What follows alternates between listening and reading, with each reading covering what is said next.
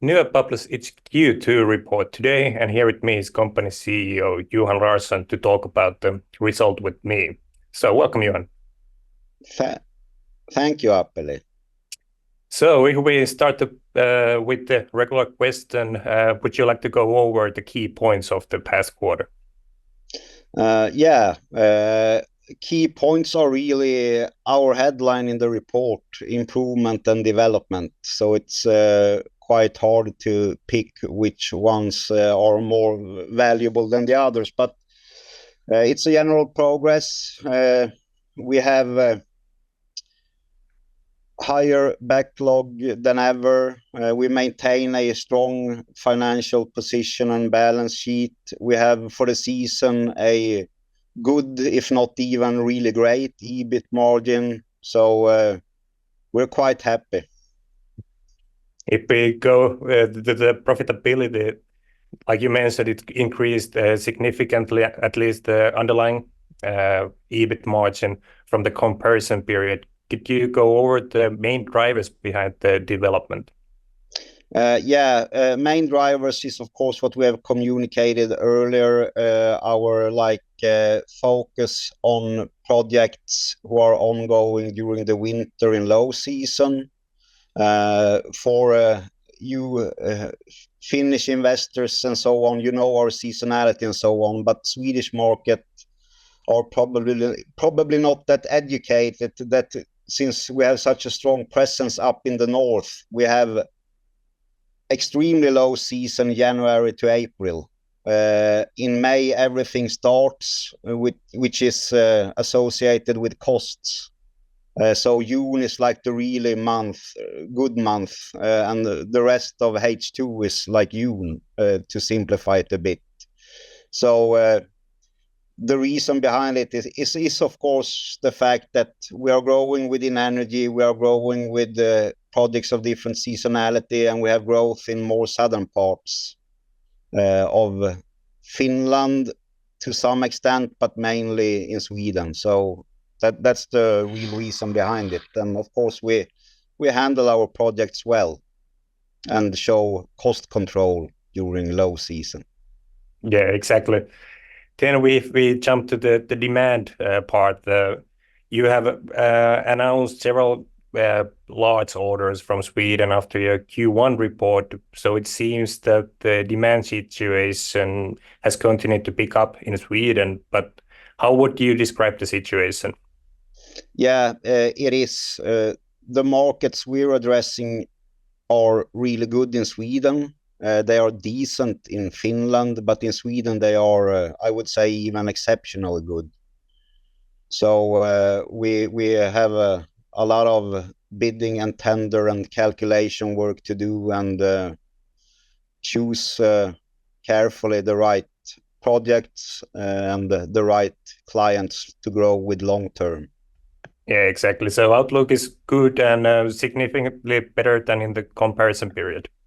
Yeah, it is. It has even improved. I mean, 1 quarter ago when we speak, I saw these tendencies, and it has materialized and more than materialized my quite optimistic view on it. So it looks favorable. Yeah. But it's when you see this, something geopolitical happens. Somebody starts a war or something, but for what we can see, it looks good. Yeah.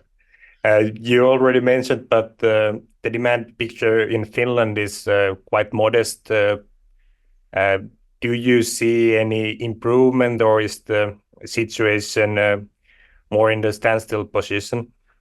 Yeah, it's more in a standstill position. I mean, the needs are still there. There are still like a depth within infrastructure, mainly maintenance. There are needs for new investments from both public and private and so on. So I mean, but it is a standstill. The volumes are, they show our business, the volumes within our business shows pretty clearly how Finnish economy is at the moment. Yeah. So we are waiting and hoping for better times, and until that we will do the best with what we got and try to like maintain our level, maybe reach small growth. Yeah. But since I'm an entrepreneur, I of course see the possibilities with it. What happens in the northern parts of Sweden, not too many engineers and project leaders has the knowledge or understanding of how you do certain projects in an Arctic climate, but we have on both sides of the border. So we have started our cross-border collaborations and so on, and that will of course be ongoing and has extra value if Finnish market is a bit weaker. Yeah, exactly. Maybe relating to the demand and also your strategy, you have, like we already talked about, you have won several larger projects over the past 12 months and increased the average project size. Could you elaborate a little bit more what was and is behind the decision to increase the average project size? Yeah. For an outside observer, it's a good question. For us, it's a normal part of our growth journey. This is what we have done since we started, and this is mainly where our growth comes from. As we have said, our business model has more scalability in it than most others, no matter who you view as our peers. And the main driver behind our growth has always been little bigger projects as we go, on the average project size, that is. So, I mean, it's not too big of a difference on the average project, but then the biggest projects has reached this level of being around 100, up towards 100 million euros or something like that. So yeah.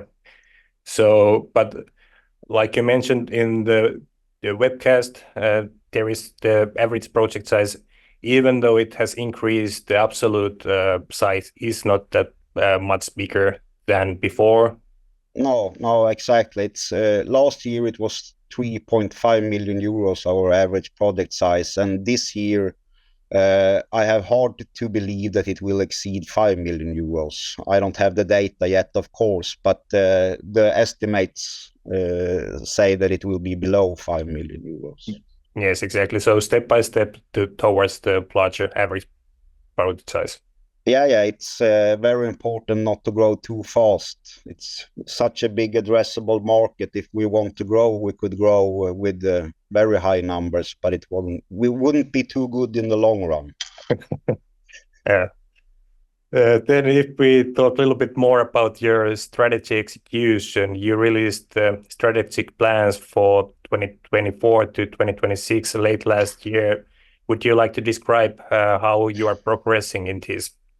Yeah, there are 4 colors in the strategic plan. What I would like to emphasize is that they are implemented in our strategy, of course, and how we work and conduct business. They are working fine. What we see clearly and very happily is that our Finnish and Swedish organizations really have started this cross-border work, which is a key for everything. So I'm very happy to see that. And that is also improving steadily. We have had very important Finnish key persons in the Aurora line with energy expertise and design expertise and so on, and also involved in this new big Vattenfall contract. And we have had some piling and groundwork, both expertise and even machinery. So it's improving, and a couple of more projects than that as well. So that's really important. And the profitable growth with the focus of improving our EBIT margin, there you clearly see the path. It's a super improvement. Now it's only H1, and as I stated in our report, H2 is when you win or lose a game, but we are at least in a lead at half time. So I'm happy to see that it's working fine and that our personnel and staff stands behind it. Yeah. Maybe if I ask the question this way around, is there something you have to emphasize more in that regard in those strategic initiatives? Not really, but I would say that this cross-border, because we have so much skills on both sides of the border, Finland and Sweden. So if we are able to collaborate and exchange our skills, we will be a much better team in total. And then you have the ones that we always have safety first. I mean, people are our most valuable asset. That, of course, is really important, and profitable growth. That's within our DNA, and I'm really happy that we are improving and getting closer to historical levels after these 2022 and 2023 that were bad from a macroeconomic standpoint, even if we have succeeded quite well, but still we're better than that. The world was just not better. Lastly, NYAB's financial situation remains strong. So one frequent question from me: how do you see the M&A market situation right now? Yeah, I really like that question, but I'm just not allowed to answer it. But the M&A situation is good. We, as you know, closed a acquisition now in May. It's up and running. We have the same focus as earlier when it comes to smaller companies considered as tuck-ins, where we have our industrial skills and so on. There are a few who would support our organic growth and make a good fit. And there are also, of course, different sort of acquisitions who aren't tuck-ins anymore. And it's ongoing, and we will see what we come up with. Yeah, you will know when everyone else knows. Yeah, exactly. Let's see if and when there is something materialized on that side. But thank you, Johan, for the interview, and good luck for the latter part of the year. Oh, thank you very much.